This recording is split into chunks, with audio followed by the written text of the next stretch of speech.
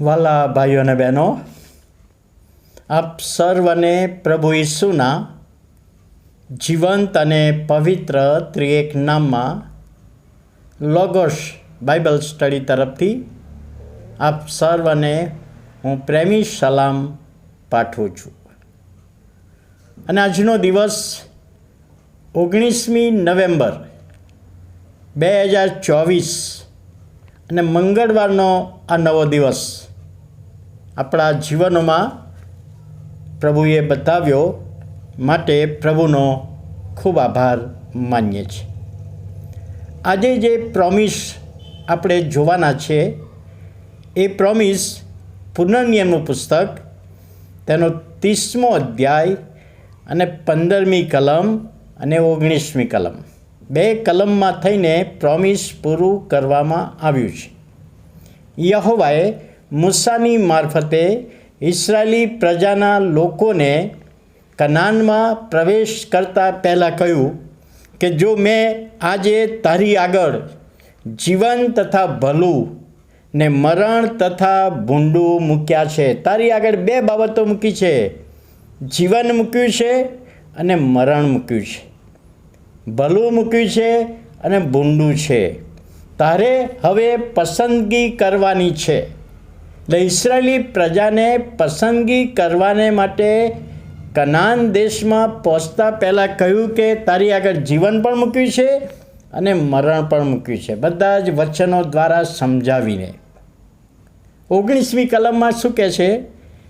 તો માટે તું જીવન પસંદ કર, કેમ કે તું તથા તારા સંતાનો જીવતા રહો. હવે એક બાબત, ખ્રિસ્તી વિશ્વાસમાં આપણો પ્રભુ આપણા પર કોઈ દબાણ કરતો નથી, કોઈ ફોર્સ કરતો નથી, પણ આપણી આગળ પસંદગી કરવાની તક આપે છે. તારી આગળ જીવન મૂક્યું છે અને મરણ મૂક્યું છે. આ બે છે, બેમાંથી તારે પસંદ કરવાનું છે. પણ પ્રભુ કહે છે હું તને દોરવણી આપું છું, તને ફોર્સ કરતો નથી, પણ દોરવણી આપું છું અને જણાવું છું કે તું જીવન પસંદ કર, જેથી તું અને તારા છોકરા થનાર બાળકો એ જીવતા રહો. પસંદગી કરવાની તક. આપણે શું પસંદ કર્યું છે? 19મી કલમમાં મૂસા મારફતે ઇસ્રાયેલી પ્રજાને દોરવણી આપી, ગાઈડન્સ આપ્યું કે જીવન ને મરણમાંથી જીવન તારે પસંદ કરવાની જરૂર છે, તો તમે જીવતા રહેશો. અને જો જીવન પસંદ નહીં કરો અને મરણ પસંદ કરશો તો તમે નાશના માર્ગમાં જશો, તમારો નાશ થશે. આશીર્વાદ તારી આગળ મૂક્યા છે અને શ્રાપ પણ મૂક્યા છે, તો આશીર્વાદ પસંદ કરને. આ એદન વાડીમાં આપણે જોઈએ તો આદમને હવાને યહોવાએ બનાવીને મૂક્યા. ત્યાં મુક્તપણે ફ્રી વિલ, અને ફ્રી વિલ તરીકે મુક્ત ઈચ્છા પ્રમાણે જીવન જીવવાનું છે. યહોવાની સંગત કરવાની છે, કોઈ કામ ધંધો કરવાનો નથી, ખાવા માટે મહેનત કરવાની નથી, ખાવા માટે એદન વાડીના જે ફળ છે એ ખાવાના છે, અને બધા જ ફળ ખાવાને માટે છૂટી આપી. પણ યહોવાએ એક ફળ, ભલું ભૂંડું જાણવાનું ફળ હતું, જે વૃક્ષ હતું, એ ફળ ખાવાની મના કરી. એને ફ્રી વિલ આપ્યું, પસંદગી તારી કરવાની છે, તારે આ નહીં ખાવાનું, અને જો ખાઈશ તો મરણ પામીશ.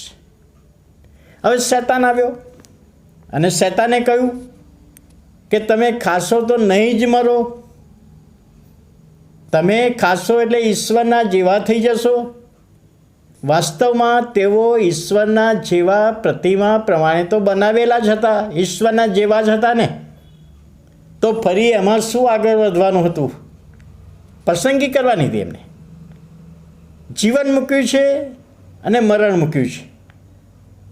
જો પસંદગી કરવાની તક પ્રભુએ આપી છે તો આદમે જીવન પસંદ કરવાની જરૂર હતી. જે ભલું ભૂંડું જાણવાનું વૃક્ષનું ફળ ખાવાની જરૂર નહોતી, એ એણે ખાધું, પોતે પસંદ કર્યું. અને ઈશ્વરની આજ્ઞા તોડી માટે મરણે પ્રવેશ કર્યો. અને એ મરણ આજ સુધી હજુ ચાલતું આવ્યું છે. જ્યાં સુધી પ્રભુ ઈસુ પાછા આવશે ત્યાં સુધી મરણ તો ચાલવાનું જ છે, મરણ થવાનું જ છે. કારણ કે આજ્ઞા તોડી છે, પાપ કર્યું છે. હવે આ ઇસરાયેલી પ્રજા, આદમ ને હવા, અને ત્યાર પછી ઇબ્રાહીમ ને ઈસાક ને યાકૂબ ને એના 12 દીકરા, ને પછી ઇસરાયેલી પ્રજા થઈ અને મિસરમાં તેઓ વધ્યા, અને આખી સ્ટોરી, આખી વાત આપણે જાણીએ. ત્યાંથી બહાર કાઢ્યા છે અને કનાન દેશમાં લઈ જવાના છે.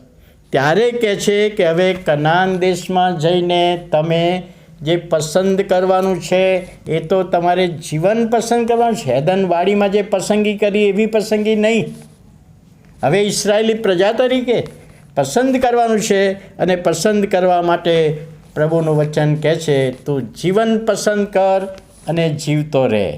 તો વાલા ભાઈઓ અને બહેનો, પ્રભુએ પસંદ કરવાની જવાબદારી, આપણને પસંદગી કરવાની જવાબદારી આપી છે. ત્યારે આપણે શું પસંદ કરીએ છીએ?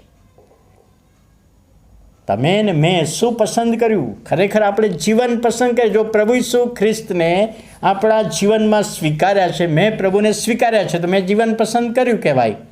તમે સ્વીકાર્યા છે તો પ્રભુએ જીવન પસંદ કર્યું કહેવાય. પણ જો પ્રભુ ઈસુ ખ્રિસ્તને સ્વીકારતા નથી તો મરણ પસંદ કર્યું છે એમ કહેવાય.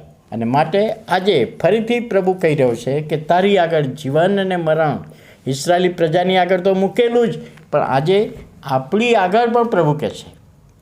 પ્રભુ ઈસુ ખ્રિસ્તે કહ્યું, વિશ્વાસ કરશે તે તારણ પામશે, વિશ્વાસ નહીં કરે એ નાશના માર્ગમાં જશે, જીવન ને મરણ. તો આ વચન સમજવામાં આત્માની દોરવણી, સહાય, સામર્થ્ય આપે. પ્રાર્થના કરીએ.